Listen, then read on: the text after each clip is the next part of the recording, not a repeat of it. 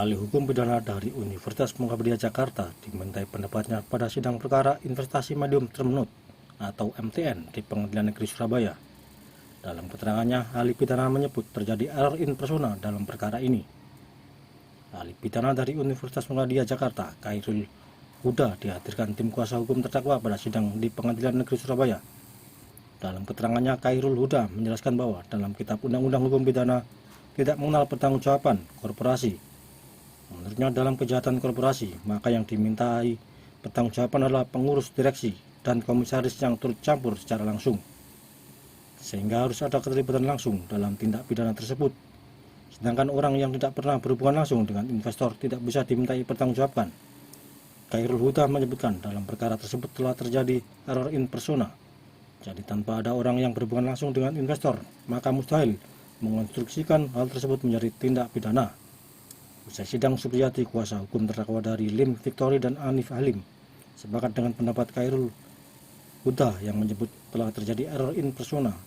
Yang menyebut error in persona juga telah dituangkan dalam materi eksepsi yang diajukan pada sidang sebelumnya.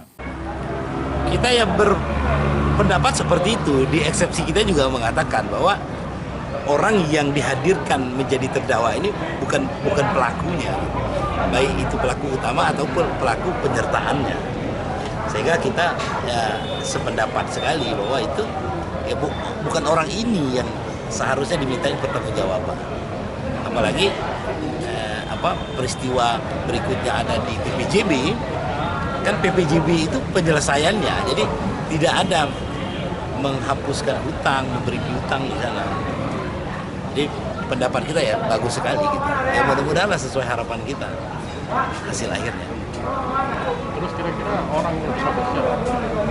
Nah, itu yang kita perdebatkan karena di dalam berkas ini kan seharusnya dihadirkan ada agennya dan sebagainya macam. Ya orangnya kan harus dihadirkan, baru ditentukan siapa pelakunya kan begitu. Maksudnya harus tetapkan tersangka dulu gitu. Bisa tetapkan tersangka, bisa dijadikan tersangka atau dia jadi saksi dibawa ke sini kan. Jadi cadangan pokoknya belum ketemu. Iya, ya bisa juga gini, kita mau menentukan ini peristiwanya, pidananya dan pelakunya siapa, kan harus koherensi. Ada A, B, C, 1, 2, 3, rangkaiannya kan harus ada. Nggak bisa nomor 5 aja ada, nomor 1, 2, 3-nya nggak dibawa. Nah, iya gitu. Itu jumping namanya gitu. Bagaimana kita mau mengatakan bahwa dia ini adalah turut serta atau yang menyuruh melakukan gitu. Sedangkan yang melakukannya nggak ngomong bahwa dia disuruh orang. Itu kesimpulannya sih. Jadi ini harapannya.